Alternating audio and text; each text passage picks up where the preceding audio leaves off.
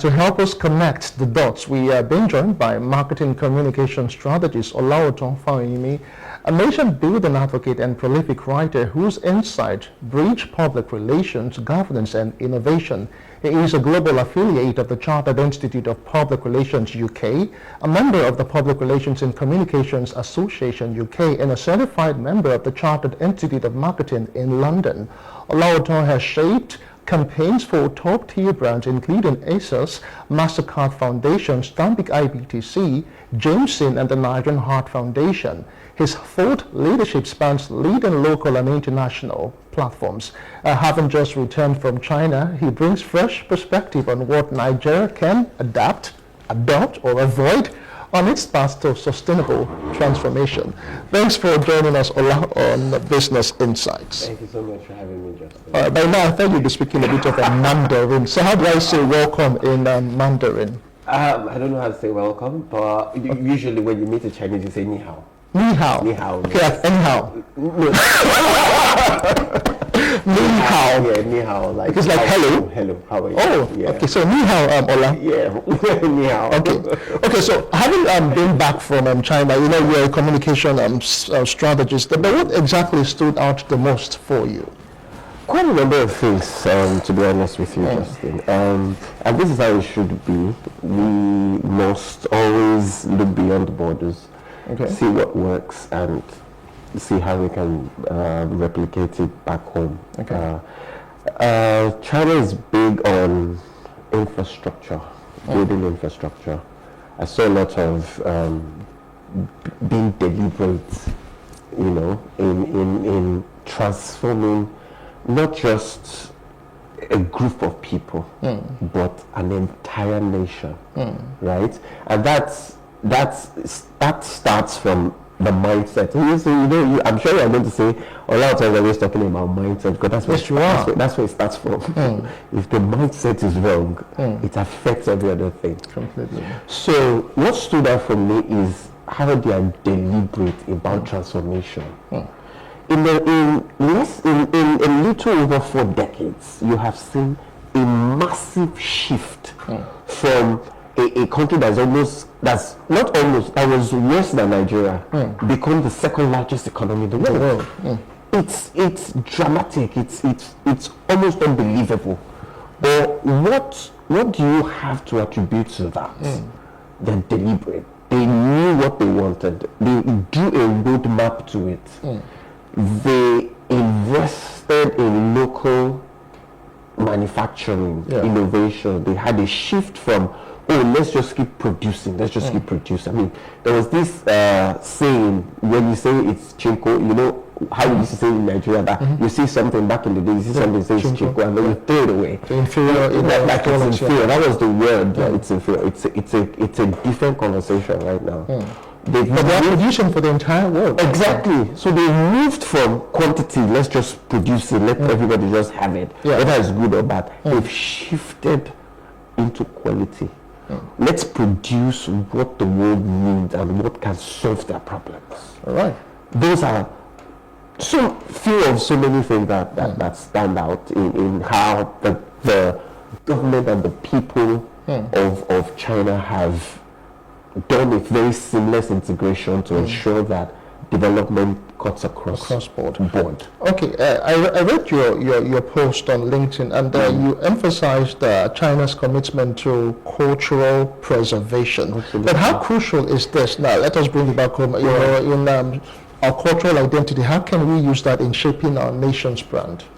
You see, the funny thing is, there is a very subtle connection between culture and commerce. Most times we don't know. Wow. We think commerce is bringing in. I mean, Nigeria, we're very big on bringing in things from or using things that other people create, and that's because we are not even confident about what we are creating, and that's because what we are creating does not even meet up to standards. Okay, so culture. What I noticed, I've visited a few places where their culture is preserved. They would literally be happy to take you there to see something that happened several years ago and things like that. They understand that progress. They understand progress and preservation. Okay. If you look at an average Chinese person, he's not ashamed to let you know he's Chinese. Chinese, yeah. Whether to speak the language or to eat the food or to dress like one, they are proud of their heritage, their culture, what they do, what they know, and they are not ashamed to throw it to the rest of the world, right? So Nigeria has a lot to offer when it comes to culture, when it comes to our heritage. What we need to do is to package it, forgive me for using that word, package it and sell it to the world. Sell it to the world in such a way that we are proud of it ourselves and we let the world see that this is who we are. You have to buy into us. It is the level of what they see in us, what they're able to buy into us, that attract these people to us, and that's when we can invest in what we have. That's when our own economy can boom, right? Not when we are interested in what they are doing and we are paying for what they are doing. That's what shrinks our economy, because we do not do it here, so we have to get it from there. Yes. Do you understand what I'm saying? Yes. So culture, I mean, we're doing well with Nollywood, not so well, but Nollywood is getting to the face of the world, Afrobeat is getting to the face of the world, fashion, to a large extent, the world is seeing it, and like, back in the days when we use Ankara to do baggy and jackets, right? I'm deliberate about these things. When I go outside the country, you will find an element of Nigeria on me, whether it's the Ankara or you find a muffler that is my mother's Ashoke or something like that. Those things are deliberate because I want you to know, I want you to see it and know, oh, this guy, you have an origins. Who are you? Where are you from? What is this? It will catch your attention because you would not see something like that in your own place. True. That's how it works, and you have to do that across board. Whether we are producing food or beverage, or we're doing cocoa, or whatever it is, fashion, textile, whatever it is, we have to package it in such a way that they are interested in it. You talk about culture and heritage. How many of the very historical places that we festivals have, as well, festivals, are we still very much pushing and selling out? Right? How many? There was a festival that they did, I think it was in February. The way they took it, I can't remember what it was. At the festival or something, maybe eggs or something, I can't remember what it is. But the way they spoke about it, the way they did it, they were so excited. There were people that traveled from different countries, Chinese that traveled to go home, to go and take part of that festival. And it brought a lot of people to the country. That's how it works. We really have to be proud of what we have, our culture, our heritage, and sell it to the world. Okay, now, I just want you to still hammer on infrastructure. You mentioned that because infrastructure underpins productivity. But in your view, what are the top areas Nigeria must invest to unlock real economic value? You see, let me start like this. China has an aging population. Okay, and we have a youthful one. That's it. In fact, back in the days when China wanted to start the revolution, like I'll call it, they would peg the number of children that you could have. You couldn't have, I think, more than 2. So people stopped having children. Right now, do you know that if you have children, the government will pay you? Yes. They are begging people to have children. Why? I should go down here. Just give that to 20. The government will pay you anyhow, but you are not Chinese, sorry. I could just and then change your skin color. I'm telling you why. Because they need people to take over when those who are aged, when they're gone. But Nigeria is the reverse. We have more young people. We have an advantage there. Yes, over 57% have still below 35. And that's an advantage for us. But then, what is the snag? They do not have the infrastructure that they need. They don't have the support that they need. They don't have the government backing that they need. So these guys can have all the ideas in the world, they can be energetic as much as they want to be, but if they don't have the support system on which they can build their ventures, at the end of the day it becomes zero. Wow. Why do you think food is cheap in China? The government subsidizes it. So whether you're a private sector or you're in the private sector or you're an individual and you have a farm and it's big, you find the government coming to say, okay, you know what, let's split this thing. We'll give you the machinery, you work with your manpower, whatever you produce, we'll buy it off you. And then they sell it. Wow. Yes. So the government always offtakes whatever they produce. Absolutely. Let me show you. If you have an ID, a Chinese ID, you can purchase a device and you get 20% off the cost. Guess what happens? The government pays the 20%. Because they want you to have a laptop that you can use to work. Wow. Because they want you to have a phone that you can use to work. Because they want you to be able to access internet and be productive. Well, I think this I changed my name to Leak. I can't enjoy all of this subsidized, infrastructure and all of that. Why? Let's bring it home. Okay.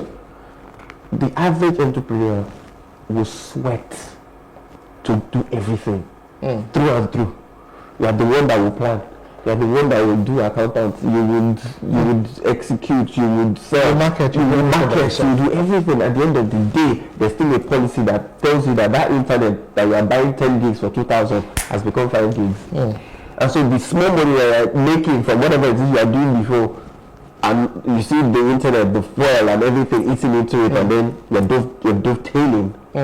When you should have infrastructures, policies, environment that makes it easier for you to actually propel the plans that you have.